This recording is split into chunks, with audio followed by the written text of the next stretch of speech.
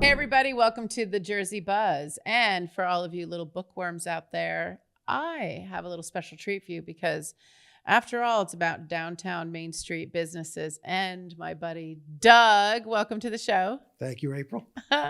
Finally, you made it onto one of my shows. Yes, I did. We did radio once, but never this. Never made it then, but here you are to talk about some cool stuff. So you, for people who don't know, you have one of the very few bookshops left in towns.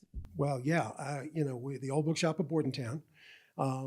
So far as I know, if you use I-195 as a dividing line, there's only 3 of us in the entire southern half of the state. And it's not that it's a dying breed, but it's a very special breed of people who still want to do this. Yeah, definitely. I like that special breed. Yeah, we're like the VIPs. Well, how did you get, okay, so first of all, obviously you're not just books, you have other businesses. Yeah, I mean, when I had a real job, I spent 45 years on Wall Street. Not one of those guys that you read about who are making 7-8 figures a year. I was a retail stockbroker, ran some of the New York offices for some of the larger regional firms back then that have all been swallowed up. But books were always my avocation rather than vocation. Yeah. It probably all started when I was in grammar school. I know. My mom was always big on reading to us. I have a sister 5 years younger, always big on reading to us. Of course, I was born in 55, so, there was no internet. Mm-hmm. There were barely telephones. But I do remember one of the first books that she checked out of the grammar school library for me when I was probably 11 or 12 was The Complete Sherlock Holmes. Right here, people. Yep. This thing is so old. I mean, not that you are, but. No, well, that book itself is probably from the 40s, but that was in the grammar school library. And so I read through it, devoured it, became a lifelong Sherlock Holmes fan. And it's like over 1,000 pages. Oh, yeah. Holy crap. The interesting thing is when the grammar school finally closed, about 25 years later, my mom was still the secretary there. I went in, I looked in the library, and that actual copy of the book, the same book, was still there, which I appropriated. Cool. And so that actual copy of the book is the one that I fell in love with when I was 11 or 12 years old. And what got you into the business? Well, I always was interested in books. And, I grew up in downtown Manhattan. Towards the tail end of the great 4th Avenue booksellers and stuff like that. But even in the 70s and the early 80s, there were still plenty of bookshops down there. So I was always haunt the bookshops. I was basically looking for baseball stuff. Mm-hmm. At one time was probably one of the 3 best private baseball libraries in the country. So I was always looking for stuff.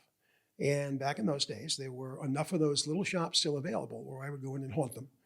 Didn't always know what I was looking for. I wish I did back in like 1972 because I could probably get fabulous bargains, but I didn't really know what I was looking for. The Strand is still there, of course, the famous Strand on Broadway and 12th. And so I started buying books, stuff that was interesting to me, and kept them. And like so many collectors, when you finally get enough books, you either have to sell them or you got to open a bookshop. Is that how you opened a bookshop? Well, pretty much. Back in, we're probably going to go back now to the late 90s. I teamed up with a partner of mine, and we opened a bookshop first in Freehold. Okay. Because he lived over that way.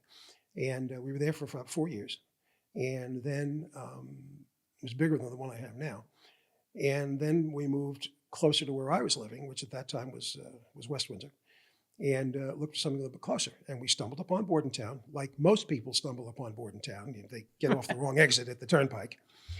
True. Yeah. Found this little corner shop, which was a scrapbooking place or something, that had a for rent sign and the thing. And so your space there, that's your original location? Well, the Freehold was the No, I mean in Bordentown. Oh, yeah, sure. Oh, yeah. Oh, really? Oh, it's cute. It's definitely, it looks like a little bookshop. It has windows. And my neighbor across the street, my dearest friend in town, CJ Margavero, who I know has been here with you. Yes, she was. She had the art gallery right across the street. And she will always laugh and say, you put a sign in the window, coming soon, old bookshop. And the next time I looked up, it was open. It's not hard to set up a bookshop. You just throw up shelves and you throw books on the shelves. And put it for sale. But that was 20 years ago. We had our 20th anniversary there in Bordentown I on know. the day after Thanksgiving. We opened on Black Friday, 2004. But what's remarkable is that you've survived. Yeah. I mean, because like between Kindle, that started, and now you have, the online books, Audible. Even like Barnes and Nobles have slimmed down, but you've stayed in the game. We did. We have an online presence. We actually do about 80% of our business online. Right. So we have our own website. We sell through some of the major secondary book site services. That's really what keeps us in business, because one of the sad things about having an independent bookstore is you either have to be in a place where there's a lot of walking traffic, and so Right. you'll make it on the volume, or you have to have another source to sell your books. Now, Bordentown's a wonderful place, but it's a quiet little town. Yeah. The plus is I can afford the rent and I can afford to stay there. Correct. And the good thing about that is, as almost any bookseller will tell you, if you're open to the public, you get the calls from people who are looking to sell books because they know you're there. Right. And so that's one of the reasons I've always stayed open is on the buy side. And in the meantime, we have a lot of storage on site, in addition to the open bookshop, which has about 10,000 books on the various shelves. That's But a yeah, lot. and Bordentown's a nice place, and it fits what we want to do. Yeah. But what is it about old books that makes them special? Like, I don't know. I mean, you're a book lover. I'm not going to say that I'm not, but like they're collectors. Like, how do you, like, Well, I don't even know what to say. what we find is, I mean, you have your collectors who collect in certain areas, right? Mm-hmm. Sort of the older population that we've dealt with over the years, typically more men than women, they buy books about the American Revolution, the Civil War, stuff like. They want to read books about battles and generals. That's what guys want to read. True. But I like those too. Sure. But what really has happened is, somewhat surprisingly, over the past 7 or 8 years, the population has youthened. And what we find is that probably easily 70% of our customers now are millennials, Gen Xers, Gen Y, whatever Gen you are. Mm-hmm. And those folks come in because, books are not just an intellectual experience. They're a tactile experience. Right. And that's what we hear all the time. Oh, I love the feel of an old book. Yeah. I love, the sort of the smell of the ink in the paper and stuff like that. And, the younger generations, I mean, everybody thinks they do everything on their phones now. They don't really. We've never had a real issue with competing against Kindles or things like that for a couple of reasons. One is a book sometimes is more convenient Mm-hmm. because you don't have the eye strain that you would have reading off screens. True. You can stick a book in your pocket and bring it to the beach, which True. is fine. But and a lot of times for just sort of run-of-the-mill shelf stock, you have to pay when you're buying a book on electronic book. Yeah. And a lot of times you can buy that same book. Say you want to read The Great Gatsby. You may spend $12.95, $14, whatever to Right. get that in reading form, in audio form. Whereas you can pick up a copy of The Great Gatsby in my bookshop for $3 or $4. I know. Well, I kind of thought about that the other day because I listen to Audible. I go walking or clean the house. But the other day, Well, that is good because it's hard to read a book and walk at the same time. Well, that's true. You trip on the side. Because, It's a real mess. I guess like we're in a society where like nobody relaxes anymore. So to take the time to actually read a book, we have the convenience of Audible. But if I wanted to share that book with someone, I can't. I have to physically either buy them Audible or recommend it. But I do kind of miss the newspapers. But you have here Cat in the Hat. I love Cat That's in a the first Hat. edition Cat in the Hat. How do you know it's first edition? Well, you look, there's a couple of things. Dr. Seuss books can be a little tricky. First, you'll look at the copyright page. You'll see the date. You'll see if there are other printings listed. But with Dr. Seuss books, the early ones, the way you really have to tell is what's on the dust jacket. Okay. Now, dust jackets, for Which is modern, this little plastic thing, right? It's not the plastic. It's the paper wrapper around the Okay. book. For modern era collectible books, especially fiction, literature, children's, most of the money is in the dust jacket rather than Really? the book itself as a collectible, because the dust jackets didn't survive as much. Oh, yeah, that makes They'd sense. get beaten up, they'd get torn up, they'd throw Yeah. away, something like that. So it's really the dust jackets So I've been that throwing have- mine away. that have values. So I mean, you know. I've been throwing away value 100 Yeah, years I from mean, now. the with my first edition kids. Great Gatsby from 1926, without a dust jacket, can be a couple of $3,000. With the Wow. dust jacket, can be $40,000, $50,000, $60,000. No way. Oh yeah, it's true. Dude, that is It's so true. crazy. So one of the ways you can tell with Cat in the Hat is, is what is the price on the dust jacket, what's on the back panel, and things like that. And the reason I brought that is because a good portion of our on-site business is in children's books. Yeah. We sell a lot of children's books. My grandson got his first book. Yes. We feel very strongly that it's very important to get books into kids' hands early in their lives. Yeah. So we'll do everything from, the board books that, 1 year old can chew on, right up through chapter books and then into young adult. Anything to keep them from constantly on the keyboard. Right. We do a lot of business with moms and teachers who will come in, either with or without their kids, the moms. And, they can buy a stack of books this high Right. at our place for $30.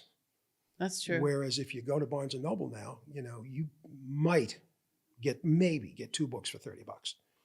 And so, True. yeah, so Maybe. the teachers buy them for their classes and the moms buy them for their kids. Yeah, and it's And the kids go into the children's room and they pull everything off the shelves and they throw. But that's my assistant's problems, cleaning that up. But also, like, you go into your bookshop and it's mystical. You have all these different books and they're old and you walk through. It's like you kind of go through time. Oh yeah, It's really cool. oh yeah. I mean, most of the books that we call ourselves the old bookshop, but most of the stuff you see on our shelves is it's pre-loved, if you will, but they're relatively modern things. So you don't always see some of the we have some of the older stuff, of course, but we have modern authors, both in history and fiction and nonfiction. Yeah. In fiction and literature, because it's not a real big place, we kind of concentrate on the more famous authors. Okay. We have our 2 best-selling authors over the past couple of years are Jane Austen and Agatha Christie. Okay, now Jane hasn't been around for a couple hundred years. No Judy Blume? Oh yeah, we carry Judy Blume, sure. But there'll be Hemingway, Steinbeck, Fitzgerald, Virginia Woolf, and some of the more modern authors that people recognize. And they're quote unquote used copies, but they're usually in nice shape with their jackets and stuff, and they're not particularly expensive. So we sell a lot of that stuff to folks who come in. And of course, we do a lot of American Revolution history because Bordentown is an American Revolution town. No, huge. World history. We do some art, some entertainment. We try to cram as much stuff in there as we can in this. And sometimes you have local authors come in too. Yes, we do. If somebody writes a book about local history, we try to have them come in and do a signing. Nice. We recently had a young woman who's a good friend of my son's. She's not only a new children's book author, but she is a farmer. She has a farm out in Jobstown. Okay. And she inherited it from her dad. She runs the farm. It's Robson's farm. And she has just done her first children's book, and she's got 2 or 3 more coming out later in the year. So we had her in and Nice. did a signing and things like that. You never know. She might take off. Well, I figure, if she gets as famous as J.K. Rowling, I'm going to want a signed copy of that first book. Exactly. And that's how you collect books. That's how we get them. Now, you're a big baseball. You went back to that. And I am. right here, what is this? Okay, that is a book called Babe Ruth's Own Book of Baseball, allegedly written by Babe Ruth, obviously not. But what makes that one special is that is one of 1,000 copies of that book that were signed by the Babe, which kind of makes it a big deal in baseball collecting and book collecting. It does. It's huge. Oh, yeah, yeah. That's cool. I can feel his energy. And then, of course, I love Dracula. What very, is very popular this? book. That is, you can take that out of the case. Okay. That is an actual first edition of Dracula. Oh my God, look at Dracula the was paper. printed. It came out in 1897, published by Archibald Constable in London. What does this go for? Well, a first edition Dracula despite the fact it's one of the ugliest bindings I have ever seen. For That, you know, that's kind of soiled. And most of them are, because it's a banana yellow binding with big block red letters. Very unusual for the 1890s. Okay. But a true first edition Dracula like that, even in that condition, is probably a $5,000 or $6,000 book. So you wouldn't really want to read this. No. If you want, because the papers are very like kind of, because it's so old. well, it's surprising because a lot of times older paper holds up better than, I mean, for instance, if you have old newspapers or old books from the pre-Civil War period or the colonial period, because the paper had so much rag content, that paper holds up very well. I'm looking at the papers are also different sizes too. Yes. That's when you know you're really holding an old book. Yeah, really holding an old book.